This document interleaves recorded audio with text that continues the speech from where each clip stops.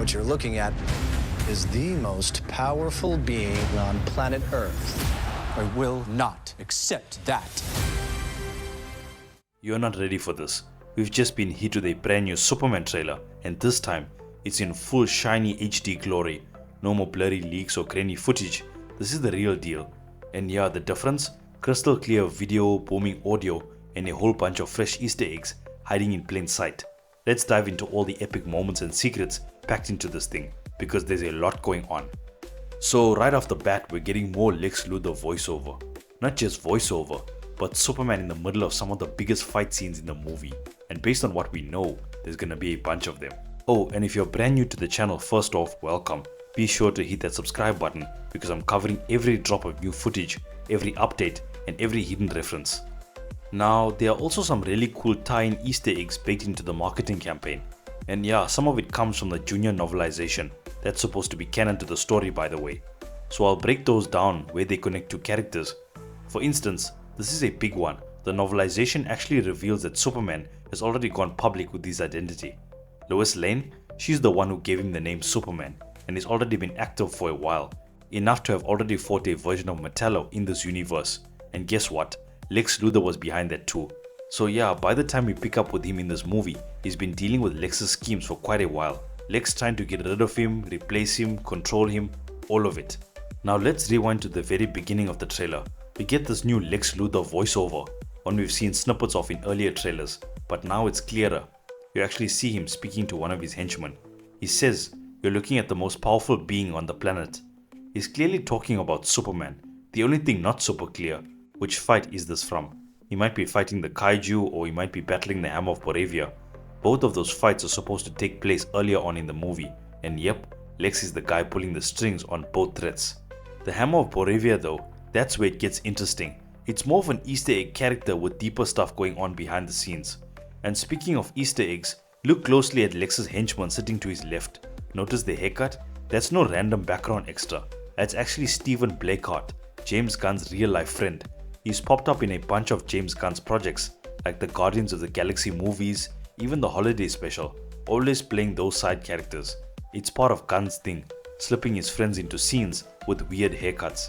Just like how he got Nathan Fillion to rock the comic accurate Guy Gardner bowl cut.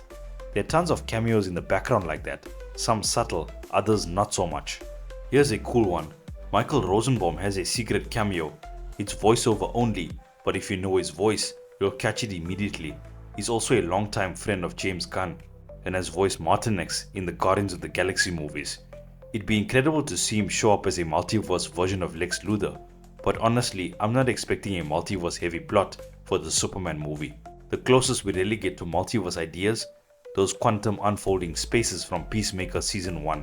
Remember that scene from the Peacemaker Season 2 trailer? That weird dimension that Lex trapped Superman in? That's the same kind of quantum tech. It's like Peacemaker's dad's weapons locker. Same tech, same logic. But still, I wouldn't count on any big DCU crossover stuff here, like no Henry Cavill's Superman or wild multiverse cameos. Maybe way down the road, but for now, it's mostly contained. Let's get back to the fight scenes, particularly that one in front of the Hammer of Boravia. It happens earlier in the movie and has a very specific vibe. The suit here, it's clearly inspired by Nuclear Man from Superman 4, The Quest for Peace. Yeah, we're talking deep cuts. You don't have to watch that movie, but Gunn is borrowing some plot twists from it. Like not just the costume which totally channels Nuclear Man, but also the concept that the Hammer of Boravia has the same power level as Superman. That's not random. The theory? Lex created a Superman clone, and yep, it's David Corenswet playing dual roles. Regular Superman and the one inside the Boravia suit. That's why they've got identical powers, right down to heat vision, which you actually see blasting into the Chocos Company. A huge Martian Manhunter Easter egg, by the way. And that whole building Superman flies up, it's the Lord Tech building.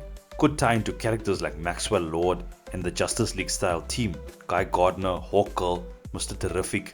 They seem to help Superman during the kaiju fight, which also happens in Boravia, that foreign country Lex is messing with. Yeah, it's all connected. Lex is orchestrating this war from behind the scenes, though we don't totally know why. Maybe he wants something in that country.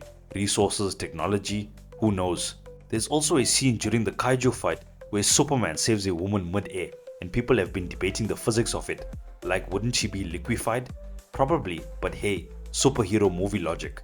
Look in the background, another classic DC Easter egg, Big Belly Burger.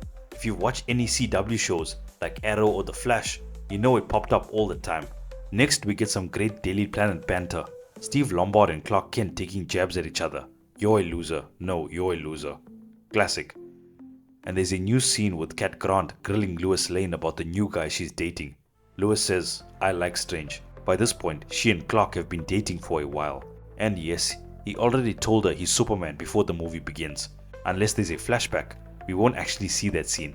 One key detail, Lois is the one who calls him Superman for the first time. Cut to the big fight in Metropolis Stadium, the Meteor Stadium. Superman's a fan of a few pro teams from Metropolis, and you'll see a bunch of in-universe ads in the background. Soda Cola is a big one.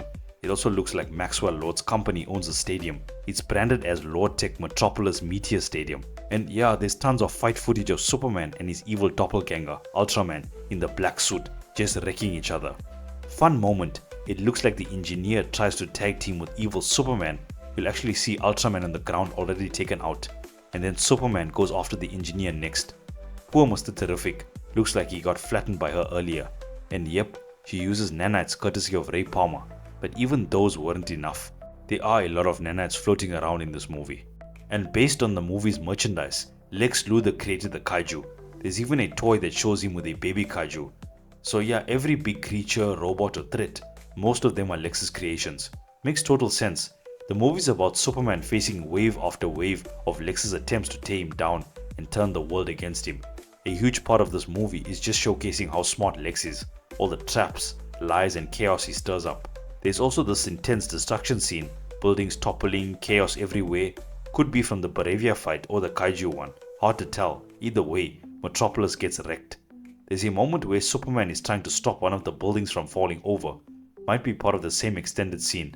Later on, we see the black suited Superman again, Ultraman, as they're calling him in the merchandise. But not that Ultraman, not the one from the Crime Syndicate.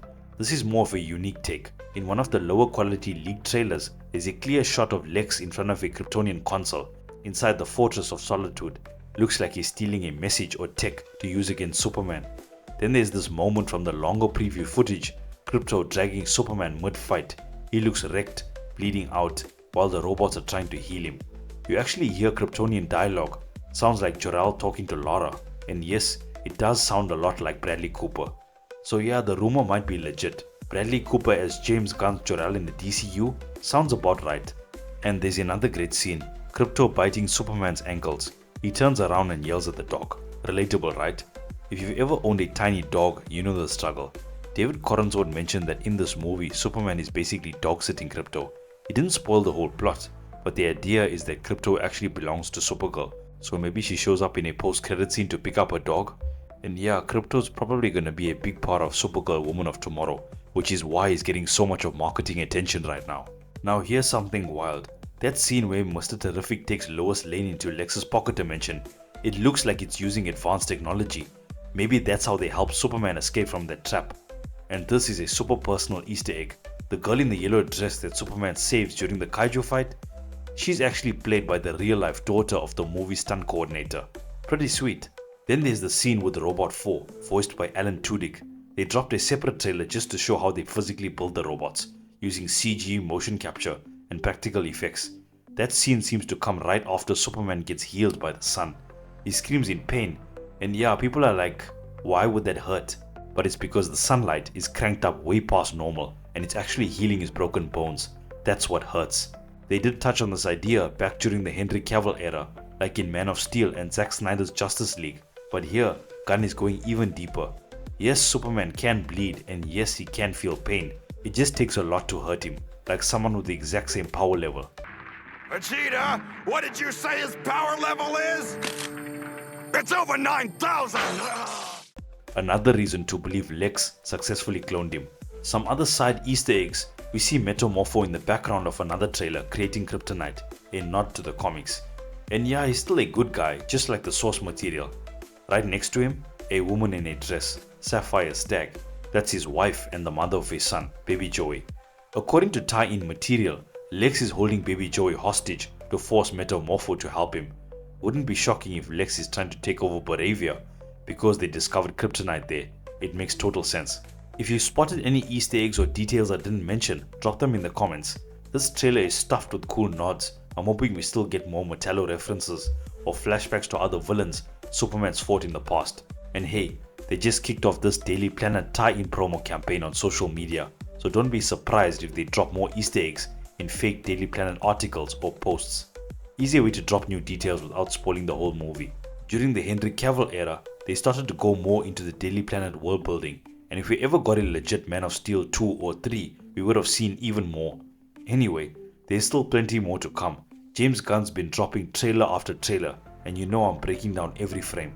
So if you enjoyed this breakdown, don't forget to like, subscribe, and hit that notification bell so you don't miss a single update. Thanks so much for watching, and I'll see you in the next one.